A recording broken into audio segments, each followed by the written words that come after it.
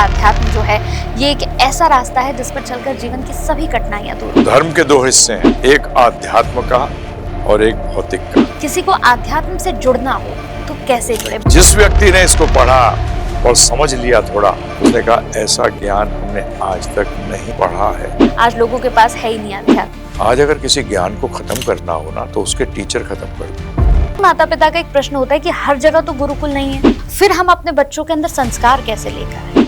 ये गलती किसकी है पता है आपको? हर के जीवन में पहले गुरु माता पिता होते हैं, माता पिता गुरु नहीं बन पाए। जो रिश्तों में एक मधुरता होती थी, जो एक अपनापन होता था, वो हम देख रहे हैं कहीं खत्म सा हो गया है। कि आज पत्नी का लक्ष्य अलग है, पति का लक्ष्य अलग है, बच्चों का लक्ष्य अलग है, तो कैसे रहेंगे साथ? जनरेशन ने एक तोड़ निकाला है, इसका एक तोड़ निकाला लिव इन रिलेशनशिप। ये तो जानवरों का जीवन हुआ, ये तो आप रिस्पॉन्सिबिलिटी लेना ही नहीं चाहते। कल की जनरेशन कहती है कि कुंडली कौन मिलाता है, कुंडली मिलाने की जरूरत ही नहीं, एक दूसरे को समझते हैं हम, बस बहुत है। हाँ, और कहाँ समझते हो? फिर ये 2 साल में अलग क्यों हो जाते हो? कौन है वो लोग जिससे हिंदू को खतरा है? हिंदू अपने से ही खतरे हैं। आपको मालूम भी नहीं है सनातन क्या है और आप वहाँ जाकर जय श्री राम। तेरा हो सकता है अगला जन्म मुसलमान में भी हो सकता है, और ये हुआ है। हिंदुओं का जन्म मुसलमान समुदाय में हुआ है और मुसलमानों का हिंदुओं में जन्म हुआ है। कहते हैं कि जीवन में अगर किसी भी तरह की समस्या चल रही है, कोई भी अड़चन आ रही है, या आपको लग रहा है कि जीवन में अब कुछ भी सही नहीं चल रहा है, हर तरफ सिर्फ परेशानियां ही हैं, समस्या ही है, तो उस वक्त आपको सिर्फ एक ही रास्ता नजर आता है और वो रास्ता होता है आध्यात्म का। ये एक ऐसा रास्ता है जिस रास्ते पर चलकर आप अपने जीवन की तमाम समस्याओं का समाधान पा सकते हैं, या यूं कहें कि आप एक नया जीवन पा सकते हैं। अपने इस पॉडकास्ट में आप सभी का बहुत बहुत स्वागत करूंगी और आज हमारे साथ एक बहुत ही विशेष, बहुत ही खास मेहमान हैं जिनसे आज आपका मैं परिचय कराने जा रही हूँ, आपकी मुलाकात कराने जा रही हूँ। आज आध्यात्म पर बहुत सारी बातें होंगी। सबसे पहले मैं बहुत बहुत स्वागत करूंगी और प्रणाम करूंगी आपको। हमारे साथ वृंदावन चंद्रदास महाराज जी हैं। बहुत बहुत स्वागत है महाराज जी। हरे कृष्णा, धन्यवाद। हरे कृष्णा गुरु जी। आज सबसे पहले गुरु जी, इस पॉडकास्ट को शुरू करने के साथ मेरा एक प्रश्न है आपसे। धर्म और आध्यात्म, हम इन दोनों के बारे में बात करते हैं कि धर्म आध्यात्म जो है ये एक ऐसा रास्ता है जिस पर चलकर जीवन की सभी कठिनाइयां दूर हो जाती हैं, लेकिन क्या दोनों अलग अलग हैं? हाँ और ना। एक धर्म के 2 हिस्से हैं, एक आध्यात्म का और एक भौतिक का। जैसे कि जो आप ड्यूटीज करते हैं, जो शरीर के लिए ड्यूटीज बताई गई हैं, शरीर के रिश्ते होते हैं जिनमें आप, उसमें जो आपको दायित्व दिए गए हैं वो पूरे करने, वो आ गया धर्म का एक वो हिस्सा जो कि भौतिक है। वो करने से आपको पुण्य अर्जित होते हैं। पुण्य का मतलब जो आपको फल मिलेंगे, उसमें आपको यश मिल गया, पैसा मिल गया, भौतिक ज्ञान मिल गया, बुद्धि मिल गई। तो ये सब चीजें किसमें आ जाती हैं? धर्म के उस हिस्से में। अब धर्म का एक और हिस्सा है, उसको कहते हैं आध्यात्म, जो कि आपके आत्मा से डील करता है। मैं आत्मा हूं, शरीर नहीं हूं। अध्यात्म की शुरुआत होती है आत्मा से। जब भी भगवद गीता को जो किया धर्म की पुस्तक मानी गई है, उसमें स्पष्ट रूप में पहली चीज जो भगवान कृष्ण अर्जुन को कह रहे हैं, बता रहे हैं, वो यही बता रहे हैं कि आप शरीर नहीं, आत्मा है। और जो आपने प्रश्न किया, इस प्रश्न का उत्तर भगवान ने, अर्जुन ने किया भगवान से 8वें अध्याय में, और भगवान ने उत्तर दिया कि आध्यात्म का अर्थ है आत्मा के स्वभाव को आध्यात्म कहते हैं। और धर्म के बारे में भगवान ने कहा है कि धर्म स्थापनार्थाय संभवामि युगे युगे। जब धर्म की हानि होती है तो मैं धर्म की स्थापना के लिए आता हूं, और धर्म का जो मुख्य पहलू है वो है आध्यात्म। दूसरा पहलू भी है, परंतु वो अध्यात्म से ऊपर नहीं है। जैसे कि अगर आप भगवद गीता को देखेंगे तो अर्जुन ने पहले अध्याय के अंदर क्या बताया? उसने बताया, देखो मैं अपने भाई बंधुओं को मार दूंगा, मैं अपने पितामह को मार दूंगा, मैं अपने गुरुओं को मार दूंगा। ये तो बहुत गलत है, ये तो पाप अर्जित करेगा। तो ये तो बड़ा अच्छा लगा अर्जुन की बातें, परंतु कृष्ण भगवान ने कहा तू तो पंडिताई पूर्ण बातें कर रहा है, वो लगती पंडिताई पूर्ण है, परंतु वो असली धर्म नहीं है। तो असली धर्म क्या है? तो असली धर्म भगवान बताते हैं, तू ये देख कि आत्मा के लिए अच्छा क्या है। और आपकी जानकारी के लिए शास्त्रों में आया है, अगर क्षत्रिय गलत भी कर रहा हो परंतु अगर वो युद्ध में मारा जाता है तो उसको स्वर्ग प्राप्त होता है। दुर्योधन को भी स्वर्ग प्राप्त हुआ क्योंकि वो युद्ध क्षेत्र में मारा गया। तो भगवान ने जो भी किया वो सबके लिए अच्छा ही किया।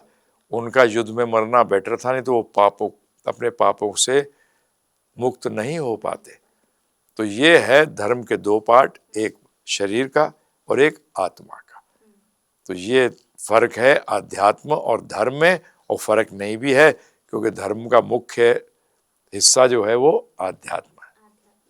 आध्यात्म में अगर हम कहें गुरुजी की किसी को आगे बढ़ना है, क्योंकि जैसे मैंने अभी शुरुआत में कहा कि जीवन में अगर कोई कष्ट है तो सबसे बेहतर और सबसे सरल रास्ता कि आप आध्यात्म से जुड़ जाएं। किसी को आध्यात्म से जुड़ना हो तो कैसे जुड़े, भक्ति से कैसे जुड़े? देखिए बड़ा सरल है कि अगर आपको आध्यात्म से जुड़ना है तो उसका एक ही तरीका है कि आप जाने कि अध्यात्म है क्या। तो कहाँ से जाने? तो आध्यात्म की जो पुस्तक है जो कि पूरे विश्व में मानी जाती है, इसमें सिर्फ ये कहूं कि हिंदू या सनातन धर्मी मानते, नहीं नहीं नहीं, जिस व्यक्ति ने इसको पढ़ा और समझ लिया थोड़ा, उसने कहा ऐसा ज्ञान हमने आज तक नहीं पढ़ा है। तो अध्यात्म कहाँ से सीखें? भगवद गीता से। परंतु भगवद गीता तो लोग कहते हैं समझ नहीं आती, तो किसके पास जाना पड़ेगा? टीचर के पास, शिक्षक के पास, गुरु के पास। गुरु क्या है? शिक्षक है। गुरु का आशीर्वाद उसकी शिक्षाओं में होता है, गुरु का आशीर्वाद चरणों में नहीं होता। चरणों में तो पैर हम इसलिए छूते हैं कि आप जो बोलेंगे हम वो करेंगे। अब मैं आपके प्रपणम, आपके शरणागत हो गया हूं, आप जो कहो मैं करूंगा। परंतु लोग क्या करते हैं, पैर छू के गायब हो जाते हैं और सोचते हैं अध्यात्म आ जाएगा। नहीं आएगा। मंदिर जाने से मन को शांति प्राप्त नहीं होगी। आपको भगवान किस लिए आए हैं वो जानना होगा। भगवान आते धर्म की स्थापना के लिए, तो आपको उनकी आज्ञा का पालन करना पड़ेगा। तो भक्ति की शुरुआत क्या है? भक्ति है क्या? भक्ति है भगवान कृष्ण की आज्ञा का पालन करना ही भक्ति मानी जाती है। चमचागिरी क्या है? हम भगवान से अपना काम कराएं, उसको चमचा कहते हैं, है ना। ज्यादातर मैनेजमेंट में होता है, कई लोग ऐसे होते हैं जो अपना काम करवाते रहते हैं, जब मालिक कहे कुछ करने के लिए तो खिसक जाते हैं। ऐसी हम लोगों की हालत हो गई है। हम अपना काम कराने जाते हैं भगवान के पास, भगवान की आज्ञा पूरी करने नहीं जाते। और हनुमान जी को हम कहते हैं भक्त हैं। कैसे हैं? वो राम जी की आज्ञा पालन करने के तत्पर रहते हैं। राम काज करवे को आतुर, राम के काज करने को आतुर। वो कभी राम जी से अपना कार्य कराते हैं? कभी नहीं कराते। तो ये भक्ति तो ये है सिंपल, भगवान की आज्ञा जानिए। कहाँ से जाने? भगवद्गीता से जानिए और जीवन में लगाइए, आप भक्त हो जाएंगे। और भक्तों को कभी दुख और कष्ट तो होते ही नहीं है, क्योंकि ये दुख जो है ना बड़ी अजीब चीज है। वही चीज से व्यक्ति दुखी होता है और वही चीज से दुखी नहीं होता है। तो ये सारी मन की स्थिति है। तो भगवान गीता में कहते ही हैं स्पष्ट रूप में कि तू आध्यात्मिक ज्ञान लेके जीवन में लगाएगा तो तू जीवन के अंदर अपने जीवन में फर्स्ट क्लास शॉक एब्जॉर्बर लगा लेगा। तो जो झटके आएंगे वो महसूस नहीं होंगे। झटके आएंगे परंतु महसूस नहीं होंगे। ये आध्यात्म का, और आज लोगों के पास आध्यात्मिक विज्ञान है ही नहीं, टोटल लुप्त है हकीकत में। ऐसा क्यों महाराज श्री, ऐसा क्यों कह रहे हैं आप कि आज लोगों के पास है ही नहीं अध्यात्म? क्योंकि उसका कारण सुनिए, आज अगर किसी ज्ञान को खत्म करना हो ना तो उसके टीचर खत्म कर दो। अच्छा, तो आज क्या हुआ है? टीचर खत्म, आध्यात्मिक विज्ञान के टीचर ही नहीं है। जो आप सोचते हो आध्यात्मिक विज्ञान की बात है तो लीला हो रही है, ये तो लीला की बात हो रही है। लीला तो बाद की स्टेज है, पहले जाने तो। बिल्कुल, आध्यात्म तो जाने। भगवद्गीता कही गई है शुरुआत के अंदर भगवद्गीता जानना चाहिए। तो भगवद्गीता तो लीला है भी और नहीं भी, उसमें भगवान की कहानियां थोड़ी हैं। भगवान बता रहे हैं क्या करना है और क्या नहीं करना, और ये बताने वाले टीचर खत्म हो गए, इसलिए ये ज्ञान भी लुप्त हो गया। तो यही तरीका है, ये अंग्रेजों ने करा। अच्छा, बड़ा क्लियर। लॉर्ड मकॉले करके एक व्यक्ति है, उसने बड़ा स्पष्ट रूप में लिखा था ब्रिटिश एम्पायर को, अपने क्वीन को, कि जी बड़ा भारतवर्ष पे हम राज्य नहीं कर सकते, इनके पास कमाल का ज्ञान है। मैं पूर्व से पश्चिम उत्तर से दक्षिण घूम लिया हूँ, मुझे यहाँ एक भिखारी नजर नहीं आया, मुझे यहाँ चोर नजर नहीं आए। ये 1830-40 की बात हो रही है। अच्छा। फिर कहता है परंतु इनके ऊपर हम राज्य कर सकते हैं अगर हम इनके ज्ञान से इनकी आस्था खत्म कर दें, इनकी श्रद्धा खत्म समाप्त कर दें और ये बताएं इनको कि जो भी अंग्रेजी चीज है, ब्रिटिश है, वही बढ़िया है। वही बढ़िया है। 25 साल बाद यही व्यक्ति अपने पिताजी को लेटर लिखता है, कहता है पिताजी मैं अपने कार्य में सफल हो चुका हूँ। ये भारतीय ऊपर से भारतीय होंगे, अंदर से अंग्रेज होंगे। और आज आप बताइए, हम ऊपर से भारतीय हैं और अंदर से अंग्रेज हैं। जैसी सोच होती है वैसा ही तो व्यक्ति होता है। आज आपकी जानकारी के लिए इतना बता दूं मैं आपको कि मैं एक बार उन लोगों का नाम नहीं लूंगा जिन्होंने मुझे बुलाया, तो सबने उस मीटिंग के अंदर सब आते और भारत माता की जय। मैंने जाके, मुझे बुलाया तो मैंने बोला भारतीय सोच की जय। माता की जय करने से फायदा क्या होगा जब माता की सोच ही नहीं पता। बिल्कुल, बहुत तो आज हम लोग भारतीय सोच, जो हमारी असली सोच है, उससे कोसों नहीं, क्या बोलूं, इतने दूर हो चुके हैं कि वो तो एकदम ओझल हो गए। तो इसलिए हमें एक क्रांति लानी पड़ेगी। क्रांति अपने जीवन से शुरू होती है, दूसरे से नहीं। हम लोग क्या सोचते हैं, क्रांति लाएंगे, यात्रा करेंगे। यात्रा से क्या क्रांति आएगी? अपने जीवन में क्रांति आई क्या? हमारे एक डोनर ने 1 करोड़ रुपया दिया राम मंदिर जी के लिए, तो वहाँ सब टीवी वाले आए हुए थे, मैं उसी टाइम उनके घर पे ही था। तो उन्होंने मुझे ही बुलाया कि आप भी आइए, आ गए। तो उन्होंने मुझसे पूछा कि आपका राम मंदिर के बारे में क्या कहना है। मैंने कहा आप मंदिर बनाओ, हम राम राज्य लाएंगे। अच्छा, राम राज्य कहाँ लाएंगे? राम राज्य का अर्थ क्या है? राम राज्य का अर्थ है जहाँ राम जी की चलती हो। जहाँ चलती नहीं है राम जी की, तो वहां राम राज्य कैसे आ जाएगा? बिल्कुल बिल्कुल। तो आज हमें क्या करना पड़ेगा? आज हमें अपने जीवन में राम राज्य पहले लाना पड़ेगा, दूसरों के बना। पहले खुद तो अमीर हो जा, फिर दान दे दी। बिल्कुल बिल्कुल। एक सवाल आया मेरे मन में महाराज जी, जैसे आपने कहा कि आज ना वो शिक्षक जो हैं वो खत्म हो गए हैं। जैसे महाराज जी अगर हम देखें तो आजकल का जो दौर है उसमें हम देखते हैं जो माता पिता हैं, जो पेरेंट्स हैं, वो क्या करते हैं, बच्चे को स्कूल भेजते हैं, इंग्लिश मीडियम स्कूल में भेजेंगे, ICSE बोर्ड, CBSE बोर्ड में, और उनका फोकस रहता है कि बच्चा मेरा इंग्लिश बोले, इसको भले ही हिंदी ना आए लेकिन इसको इंग्लिश अच्छी आनी चाहिए। लेकिन वही बच्चा जब हम संस्कार की बात करते हैं तो बड़ों को प्रणाम करना भूल जाता है, और एक समय आता है जब वो अपने माता पिता को रखने से इनकार कर देता है कि नहीं, आप वृद्धाश्रम छोड़ आता है या घर से निकाल देता है, लेकिन पढ़ा इंग्लिश मीडियम का ही हमारा श्री। तो ये तो हम ये कहेंगे ना कि गुरुकुल, जैसे हम गुरुकुल की बात करते हैं कि बच्चों को गुरुकुल में पढ़ाना चाहिए, लेकिन उन्हीं माता पिता का एक प्रश्न होता है कि हर जगह तो गुरुकुल नहीं है, हर जगह तो गुरुकुल की व्यवस्था नहीं है, फिर हम अपने बच्चों के अंदर संस्कार कैसे लेकर आए? ये गलती किसकी है पता है आपको? हर के जीवन में पहले गुरु माता पिता होते हैं। माता पिता फेल कर गए, माता पिता गुरु नहीं बन पाए। आज माता पिता को गुरु बनना पड़ेगा, अर्थात उनको भौतिक और आध्यात्मिक शिक्षा दोनों देनी पड़ेगी।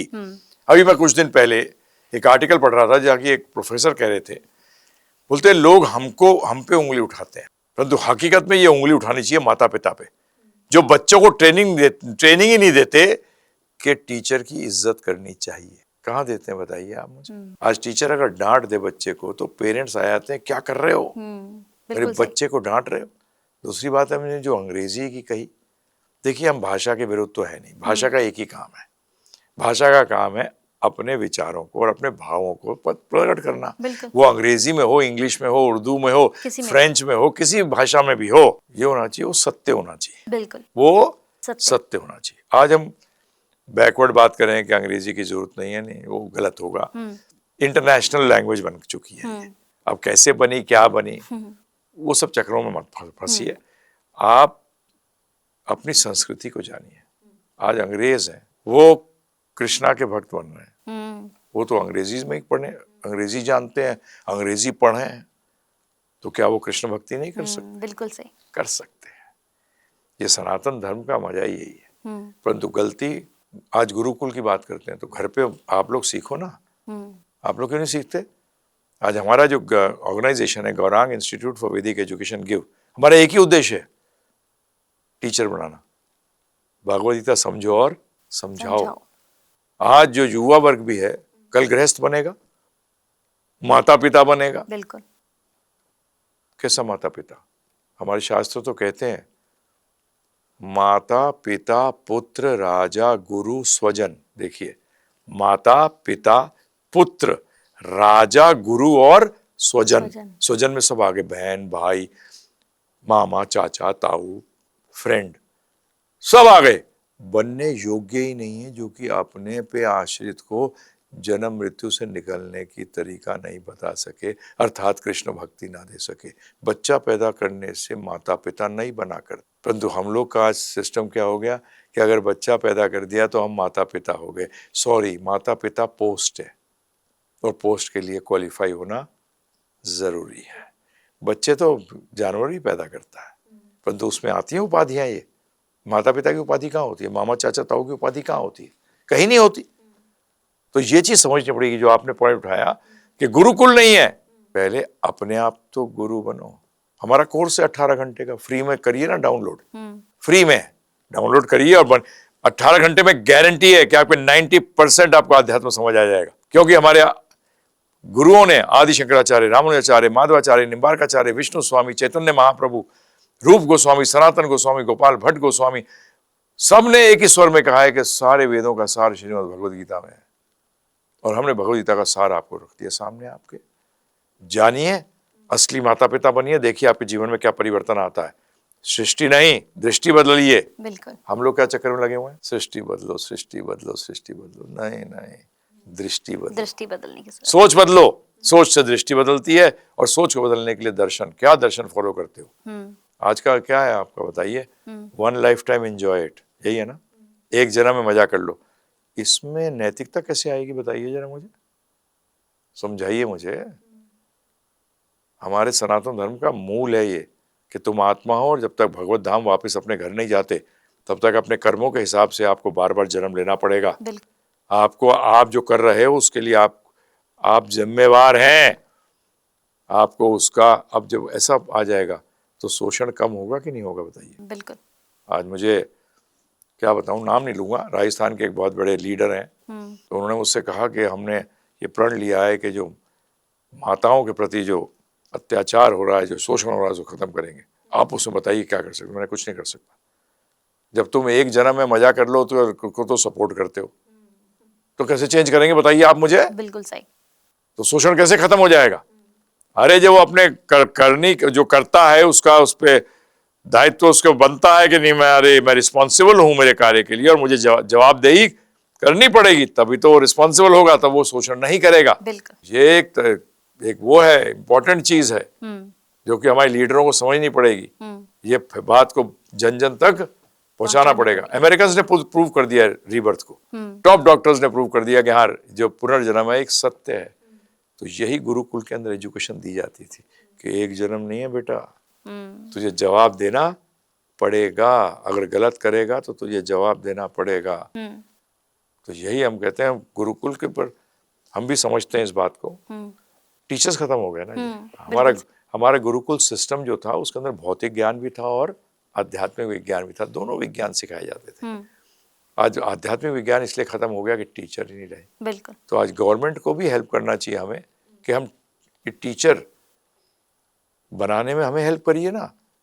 और हेल्प करने का मतलब क्या है? आप ही अपने आप सुनिए ना इस चीज को, स्वयं सक्षम बनिए। बिल्कुल, हमारे तो उद्देश्य यही है। अब एक और प्रश्न महाराज, अब हम देखते हैं महाराज, जैसे अगर आप देखें तो जो रिश्तों में एक मधुरता होती थी, जो एक अपनापन होता था, वो हम देख रहे हैं कहीं खत्म सा हो गया है। अगर हम एक रिश्ता उठाते हैं, पति पत्नी का रिश्ता, इससे खूबसूरत मुझे लगता है कोई रिश्ता है ही नहीं, क्योंकि एक दूसरे को जानते भी नहीं और एक दूसरे को फिर अपना मानते हैं, साथ में रहते हैं। लेकिन हम देख रहे हैं कि अब बहुत ज्यादा रिश्तों में खटास, बात तलाक तक पहुंच जाती है। अगर कहीं सच में भी देखते हैं हम गुरुजी की कहीं लड़ाई हो रही है, तो अब लड़की को इस नजर से देखा जाता है कि जैसे अगर लड़ाई होती है तो कहते हैं कि भाई तुम अपना जो पूरा प्रॉपर्टी है वो अपनी माँ के नाम कर दो, कहीं ऐसा ना हो कि देना पड़ जाए। तो अब क्या हो गया ना, इसे एक बिजनेस समझ लिया है कि अगर लड़ाई हो रही है या फिर दोनों के बीच में कोई प्रॉब्लम आ रही है तो ये है कि अब पैसा देना पड़ेगा। ऐसा क्यों हो गया है, ये ऐसी मानसिकता क्यों हो गई है? देखिए बड़ी सिंपल है। इसके अंदर पहली चीज जो मैं बताई थी आपको, एक जन्म में मजा कर लो, तो दोनों के दोनों साथ क्यों आए, किस लिए आए? दोनों के इच्छाएं, लक्ष्य अलग हैं। ठीक है जी, हमारे शास्त्र कहते हैं नहीं, माता पति पत्नी का लक्ष्य होना चाहिए, दोनों एक दूसरे को हेल्प करेंगे भगवत धाम जाने के लिए। कहाँ जाने के लिए? भगवत धाम। आज कहाँ है ये? आज दोनों के जब लक्ष्य अलग होंगे, आप एक पॉन्ड लीजिए, एक तालाब है छोटा, उसमें आप पत्थर मारिए, 2-4 पत्थर मारिए तो एक लहर सी बन जाएंगी, आपस में टकराएंगी। परंतु एक ही पॉइंट पे अगर आप 4 पत्थर भी मारेंगे तो लहरें बनेंगी, बड़ी प्यारी लहरें बनेंगी। यही रिश्तों के साथ हुआ है कि आज पत्नी का लक्ष्य अलग है, पति का लक्ष्य अलग है, बच्चों का लक्ष्य अलग है, तो कैसे रहेंगे साथ? साथ उनको सरकमस्टांसेस रख रहे हैं, उनका बस चले तो छोड़ के चले जाए 2 मिनट के अंदर। क्योंकि आज कौन है सेंटर में? गांधी जी। मैं पैसे को गांधी जी कहता हूँ, उन्हीं का छपा हुआ है ना। आज सारा इंटरेस्ट तो वो है, किस लिए आए साथ? विचार मिल नहीं सकते क्योंकि दोनों का ट्रेनिंग ही नहीं है। आज न पति की ट्रेनिंग है ना पत्नी की ट्रेनिंग है। अरे गृहस्थ को आश्रम कहा गया था। क्या कहा गया था? आश्रम। आश्रम। आश्रम में आप आश्रय रहते हैं भगवान का, गुरु का। कहाँ है? कहाँ है बताइए? आश्रम तो है ही नहीं। आज का गृहस्थ जो आप कहते हैं, तो एक्चुअली कई लोग साथ भी हैं, वो डिवोर्स्ड ही हैं, परंतु साथ हैं क्योंकि वो कुछ मटेरियल बेनिफिट दोनों को नजर आ रहा है। परंतु अगर आप आध्यात्म को फॉलो करने लग जाएं तो आपको रियल में पता लगेगा। और मधुरता कैसी? लूट खाट है सब, है ना। लूट पाट में कैसे हो सकती है मधुरता, बताइए आप मुझे। साथ क्यों आए? क्या रीजन था साथ आने का? अगर क्वेश्चन किया जाए तो क्या जवाब देंगे? हमारे शास्त्र कहते हैं कि दोनों साथ इसलिए आते हैं, पति पत्नी का काम है कि वो माता पिता बने, एक आत्मा को लेके आते हैं वो, कि उस आत्मा को हम भगवत धाम ले जाने के लिए हेल्प करेंगे। जब भी तो गुरु हैं, जब भी तो उनको क्या कहा गया है? भगवान नहीं होते माता पिता। ये गलत फहमी मत रहिएगा कि माता पिता भगवान होते। कहाँ से भगवान होते हैं? अरे भगवान जो कर सकते वो कर सकते हैं, तो फिर भगवान कैसे बता दिया? वो गुरु हैं। क्या है वो? गुरु। परंतु अपना कार्य नहीं कर रहे।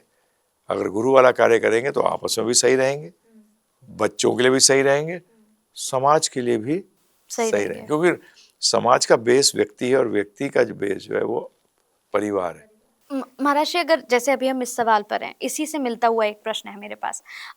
एक लड़के को और एक लड़की को शादी फिर कब करनी चाहिए?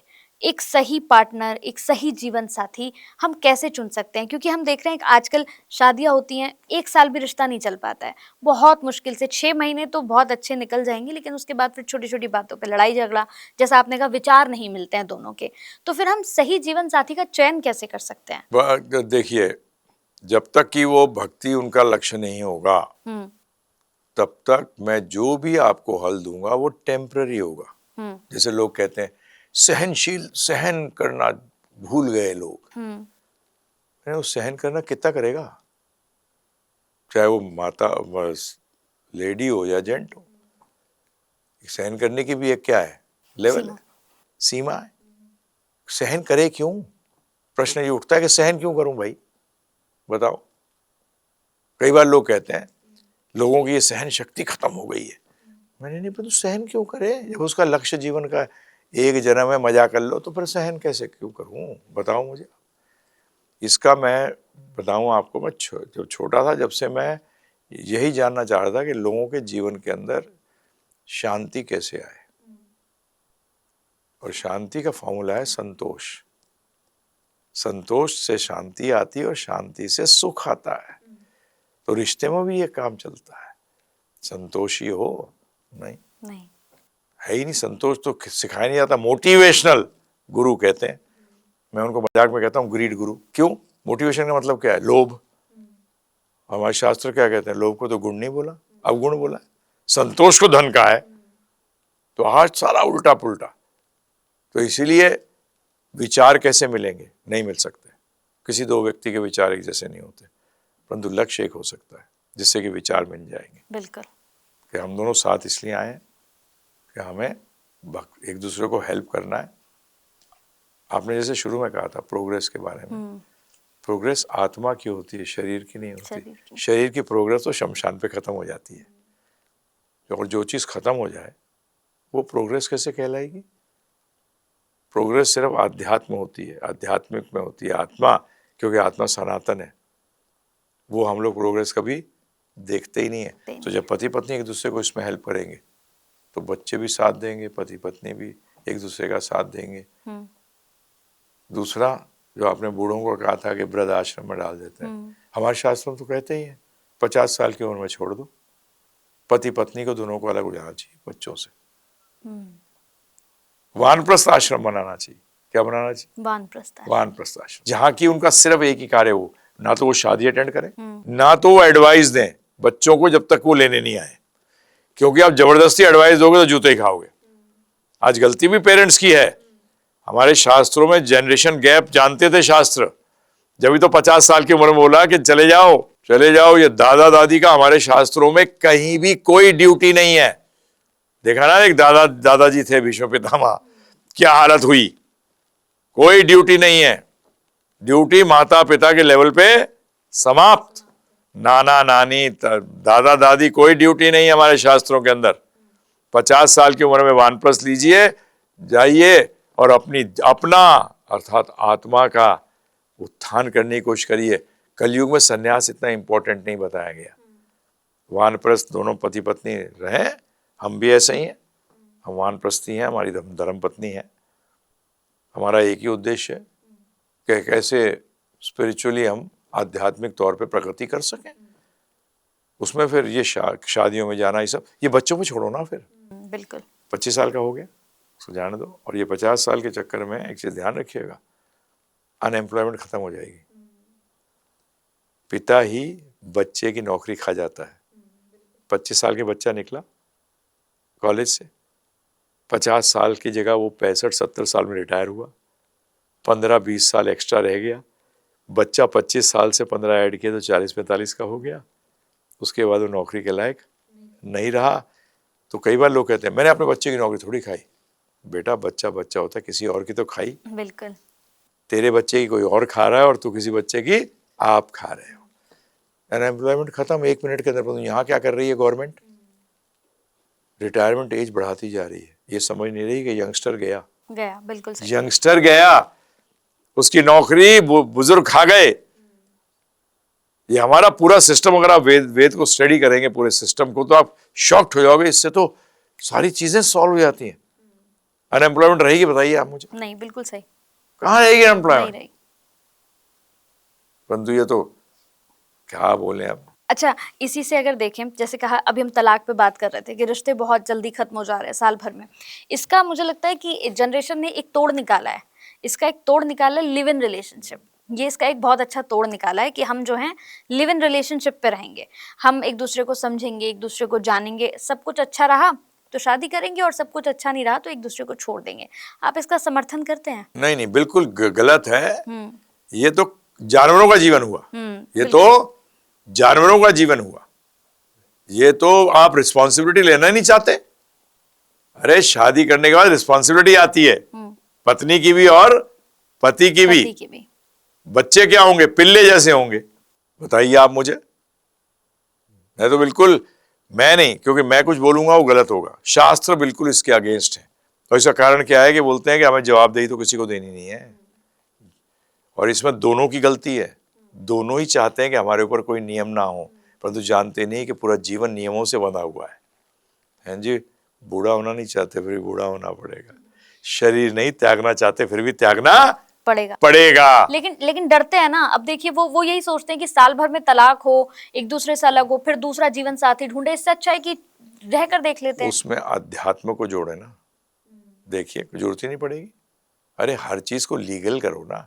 आज मैं गाड़ी चलाना सीखना चाहता हूं, परंतु मैं मेन रोड पे चलाऊंगा, क्या होगा? खुद को भी मारेगा और दूसरों को भी मारेगा। ये कोई ट्रायल की चीज। Relationships are not for trial. पहले तो देखते भी नहीं थी, एक दूसरे को देखते नहीं थे, वो शादी हो जाती थी और पूरा जीवन निकल जाता था। अच्छा, तो आज क्या सोचते हो तुम? वो बेवकूफ थे? नहीं, सॉरी, बेवकूफ आज है। हर टाइम टेंशन रहती है, वापस घर आऊंगा तो वो होगा या नहीं होगी घर पे, है ना जी? कौन बिस्तर, कौन बैग लेके निकल जाएगा? नहीं देगी टेंशन। कि रिलेशनशिप कितना कंटिन्यू करेगा। ये बड़ी टेंशन है आज के समय। तो खुद पाल रखी है, खुद उन्हें पाली है। तो ये तो इसको चेंज करना पड़ेगा। ये तो वो मैं नहीं कह रहा कि आप चेंज करो, आप पे है। आप देखो इसके प्लस पॉइंट्स देखो और माइनस देखो। माइनस ही माइनस नजर आएंगे। लिव इन रिलेशनशिप मतलब कोई रिस्पॉन्सिबिलिटी है कुछ नहीं है आपके ऊपर। क्या रिलेशन, वो रिलेशनशिप भी है और फिर नहीं समझ आए तो छोड़ दो एक दूसरे नहीं, वो तो रिलेशनशिप थी नहीं कभी भी। वो तो लिव इन था सिर्फ, उसका नाम रिलेशनशिप नहीं लिखना एक दूसरे की नीड थी बस। बस एक्चुअली फिजिकल नीड थी और कुछ नहीं थी। हमारे शास्त्र कहते हैं बड़े क्लियरली, फिजिकल नीड्स के कारण हमारे गुरु महाराज भी कहते थे प्रभुपाद जी कि सिर्फ फिजिकल अट्रैक्शन हुई है, और फिजिकल अट्रैक्शन तो सबकी खत्म होगी। सबकी खत्म होगी। जैसे आप दिखते हो वैसे थोड़ी रहोगे 25-30 साल बाद, जिंदगी भर नहीं रह सकते ऐसे। नहीं, पॉसिबल ही नहीं। परंतु हम लोगों ने तो नेचर को देखना ही बंद कर दिया। हम तो स्वभाव इंटरेस्टेड ही नहीं है स्वभाव के अंदर। जो जन्मपत्री पहले मिलाई जाती थी वो क्या थी, तो स्वभाव को देखा जाता था कि इनका स्वभाव आपस में मैच करता है या नहीं करता। लेकिन अब तो वो भी नहीं मिला रहे हैं। आजकल की जनरेशन कहती है कि कुंडली कौन मिलाता है, कुंडली मिलाने की जरूरत ही नहीं है, एक दूसरे को समझते हैं हम बस, बहुत है। हाँ, वो कहाँ समझते हो, फिर ये 2 साल में अलग क्यों हो जाते हो। अगर समझे होते तो ये आता ही नहीं। आज पेरेंट्स के साथ है, लड़कियों को क्यों पढ़ा रहे हैं कि कल अगर टूट गए रिश्ता तो क्या होगा। तुमने पहले नेगेटिव स्टेप पे शुरू किया लाइफ। लड़की की लाइफ किस पे शुरू करी, नेगेटिव पे। पॉजिटिव पे क्यों नहीं करते, कभी अलग नहीं होंगे। पढ़ाई इसलिए करा रहे हैं कि बेसिकली अपने बच्चों को, अपने फैमिली को अच्छी तरह देख सके, साथ में मिलकर हाँ, चलें। इसलिए सिर्फ पढ़ा रहे हैं। बिल्कुल। इसके मैं थोड़ा सा, जो ये दोनों काम करते हैं इसके मैं अगेंस्ट हूँ। अच्छा। बताऊँ क्यों, इससे भी अनएम्प्लॉयमेंट खत्म हो जाएगी। आज मैं नहीं कह रहा कि लड़की काम करे या लड़का करे, शादी से पहले डिसाइड करो दोनों में से एक करेगा। अच्छा। क्योंकि दोनों जो काम करते हैं ना वो अपने नीड्स के लिए नहीं करते। 99% लग्जरी अपने कंफर्ट्स के लिए करते हैं। उसका मतलब आप किसी और की नौकरी खा जाते हैं सिर्फ अपने ऐशो आराम के लिए। नीड्स के लिए तो एक ही काम करें ना, तो भी नीड्स पूरी हो जाते हैं। और बोलते हैं हम बड़े अच्छे लोग हैं, हम सबके बारे में ध्यान रखते हैं। क्यों झूठ बोलते हो, फैक्ट है कि नहीं है बताइए आप मुझे। मैं आपके दर्शकों से ही पूछूंगा, हकीकत तो यही है। आज मैं देखा है जो बड़े बड़े कॉन्वेंट स्कूल्स हैं, बड़े बड़े स्कूल्स हैं, इसमें टॉप बिजनेसमैन की वाइफ्स काम कर रही हैं। ऐसे घर की लड़की नहीं आ सकती थी जिसके घर के अंदर उसको सपोर्ट करना पड़ रहा है। बिल्कुल। बताइए आप मुझे। बिल्कुल सही। ये करिए। इसमें मैं नहीं कह रहा कि लड़की ना करे या लड़का ना करे, शादी से पहले डिसाइड कर लें। डिसाइड कर ले पहले, खत्म। ठीक, बहुत अच्छी बात आपने कही। पहले डिसाइड कर लो कि किसको जरूरतें किसको पूरी करनी है। पूरी करनी है, करे वो, उसमें क्या फर्क पड़ रहा है। दोनों जरूरतें पूरी नहीं करते। अपना अपना कंफर्ट जोन। बिल्कुल सही। एक और बड़ी हमने बात सुनी है कि हिंदू खतरे में है, हिंदू को खतरा है। मैं आपसे पूछ रही हूँ किससे खतरा है हिंदू को, घरे कि मतलब कौन है वो लोग जिससे हिंदू को खतरा है, कोई बाहरी है, कौन है? पहली बात तो बहुत सुना हिंदू खतरे में है। ये हिंदू शब्द ही बड़ा अजीब है, क्योंकि हिंदू नाम की कोई धर्म है ही नहीं। तो जिस परिप्रेक्ष्य में लोग कह रहे हैं हिंदू का धर्म है सनातन धर्म, सनातन खतरे में कैसे आ सकता है? सनातन का मतलब है जो कोई मरता ही नहीं है। मरता ही नहीं है, फिर वो खतरे में कैसे है? कैसे? दूसरी बात जो आपने पॉइंट रेज किया उसको मैं बताऊं, हिंदू अपने से ही खतरे में, हिंदू हिंदुओं के कारण खतरे में। हिंदू से, जिसको आप सनातन धर्मी को हिंदू कह रहे हैं, उनसे पूछिए तो कि हिंदू या सनातन धर्म होता क्या है, पता ही नहीं।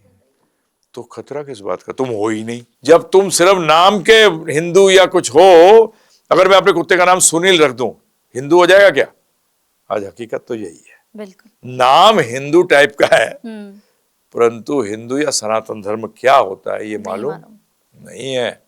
तो किससे खतरा हुआ बताइए, खुद से या दूसरों से? मैं बड़ा स्पष्ट रूप में कहता हूं, क्योंकि हिंदू वर्ड सनातनियों का हिंदू बोलने लग गए।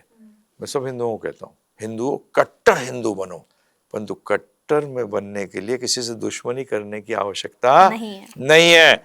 ये गलत धारणा है कि आपको कट्टर बनने के लिए किसी और से दुश्मनी करनी पड़ेगी। आज मेरे साथ जुड़े हुए हैं कई आर्मी वाले जो पाकिस्तान बॉर्डर पे, चाइना बॉर्डर पे, बोलते हैं गुरुजी कभी भी गोली लग सकती है, मर सकता हूँ। भगवद गीता में आया जो सोच होगी उस टाइम वैसा जन्म होगा। मैं तो तू समझ तो गया, पाकिस्तानी से दुश्मनी मत करियो, नहीं तो अगला जन्म पाकिस्तान में हो जाएगा और फिर तू किससे लड़ेगा? भारत से लड़ेगा। हो सकता है तेरा लड़का ही आर्मी में आ जाए और तू उसके साथ युद्ध कर रहा हो। मैंने कहा लड़ने के लिए तुझे कट्टरता की क्या जरूरत है, मतलब दुश्मनी की क्या जरूरत है? कट्टर बनना है हिंदू तो तू जान तो कि सनातन धर्म होता क्या है। बिल्कुल। आज हमारे में सबसे बड़ी गलती, हम जब भी किसी और से डर नहीं है, हमें खुद से ही है। खुद से ही है। मैं जब भी कहता हूं हिंदू बन जान तो कि होता क्या है। तो किसकी बात कर रहा है भाई? बाहर वाला क्या कर सकता है आपके साथ?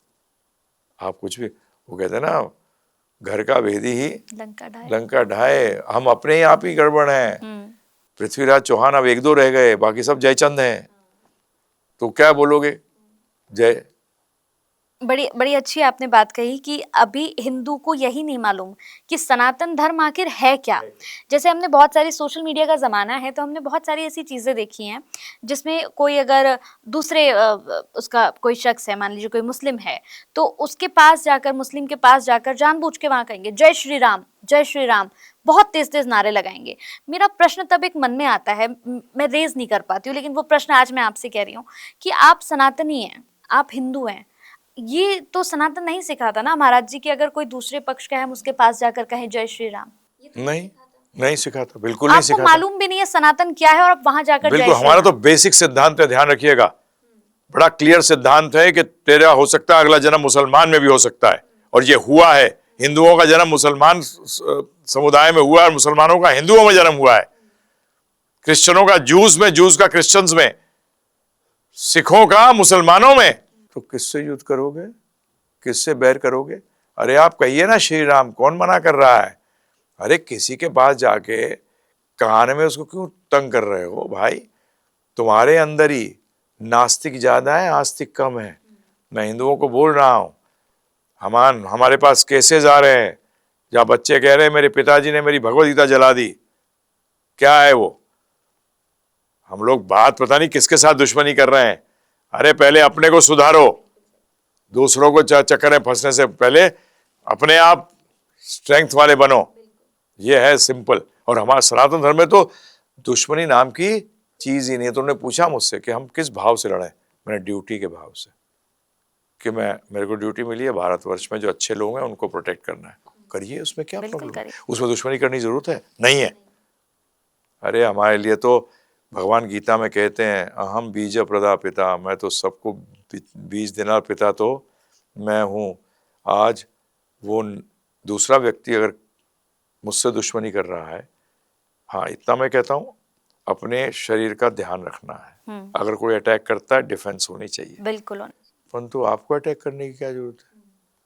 भगवद गीता तो ऐसे ही हुई है, सारी महाभारत तो ऐसे ही है। भगवान ने शांति दूत बन के गए, बिल्कुल शांति का एंड तक ट्राई किया, परंतु जब देखा कि अधर्म नहीं मान रहा है तो फिर धर्म की विजय तो होनी बिल्कुल चाहिए।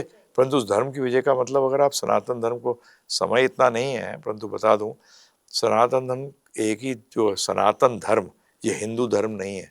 सनातन का मतलब होता है इटर्नल, जो था है और रहेगा, वो सबका है, सबका है। उसमें हिंदू मुस्लिम क्रिश्चियन नहीं है। क्योंकि अगर किसी का भगवान टॉप पे होता, मतलब जो परम पुरुष, तो देखता कि मेरे लोगों में गरीबी ना हो, गरीबी ना हो। इस्लाम में नहीं है गरीबी, हिंदुओं में नहीं है गरीबी। क्या शिव उपासकों में गरीब नहीं है? क्या कृष्ण उपासकों में गरीब नहीं है? क्या क्रिश्चियनों में गरीब नहीं है? क्या उनमें बीमारी नहीं है? उसका मतलब भगवान तो एक है। बेटा जब गड़बड़ तुमने कर रखी है, ये भगवद गीता पढ़ोगे तो आपकी दृष्टि बदल जाएगी, परंतु उसका मतलब नहीं कि आप अपने आप को प्रोटेक्ट मत करो। मैं कल ही कहा एक लेक्चर में कि आत्मा और शरीर को साथ रखना है, क्योंकि शरीर, हमारी आत्मा जो हम हैं, हमारे प्रोग्रेस में हेल्प करता है। जैसे आपको दिल्ली से आना है यहाँ, तो गाड़ी को सही रखोगे ना, परंतु सारा टाइम गाड़ी को थोड़ी दे दोगे। गाड़ी का काम है आपको यहाँ तक पहुँचाना। ये शरीर का काम है कि मुझे आत्मा को भगवान के धाम पहुँचाना। तो इसलिए ध्यान रखेंगे, बिल्कुल। और जो इस पर अटैक करेगा उसको रोकेंगे, लेकिन खुद अटैक नहीं करेंगे। क्यों करें? क्या जरूरत है? क्या जरूरत है? एक आखिरी और प्रश्न, गिव गीता फाउंडेशन की अगर मैं बात करूं, क्या उद्देश्य लेकर चल रहा है, क्या चल रहा है? एक ही उद्देश्य, सबके जीवन के अंदर सबको मैं आध्यात्मिक विज्ञान, जो कि सनातन धर्म का जो विज्ञान है, भगवद गीता में जो दिया गया है, उस सबको पहुंचा सकूं। आगे वो जो करना चाहे वो करें, परंतु भगवद गीता का ज्ञान अपने जीवन में जाने तो कि ये है क्या। क्योंकि भगवान ने भी अंत में गीता को देने के बाद अर्जुन को कह दिया, यत इच्छेसी तथा कुरु, अब तेरी जैसी इच्छा है वैसा तू कर, परंतु जान तो भाई कि ये है क्या भगवद गीता। मैं तो सबके सब समुदाय के लोगों को बोलता हूँ कि जहाँ भगवान वाचा लिखा है ना, वो हमारे मुसलमान भाई क्या करें, उसको अल्लाह वाचा करके पढ़ लें। इतनी जबरदस्त ज्ञान है, आप शॉक्ड हो जाओगे। हम लोग ने लिया ही नहीं, इसीलिए हम सबसे अनुरोध करते हैं 18 घंटे का हमारा कोर्स है, गिव गीता पे जाइए, GIVEGITA ऐप भी है और givegita.com है, फ्री में डाउनलोड करिए। हमारी इच्छा है कि सब सुखी हों, और आध्यात्म के बगैर तो व्यक्तित्व अधूरा रह जाता है। तो इसलिए यही उद्देश्य है हमारा। बहुत अच्छा लगा महाराज श्री आपसे बात करके, और वाकई में आपसे बात करके जो एक पॉजिटिव जो एक मैं महसूस कर रही हूँ, मुझे लगता है कि जितने लोगों से मैं मिलूंगी तो मैं ज़रूर उनसे कहूँगी कि गीता पढ़ें, और मैं खुद भी पढ़ूंगी क्योंकि मुझे भी अब जीवन में खुद को बिल्कुल क्लियर रखना है आगे जाकर। बहुत अच्छा लगा आपको, बहुत बहुत बहुत धन्यवाद। धन्यवाद आपका। हरे कृष्ण। राधे कृष्ण।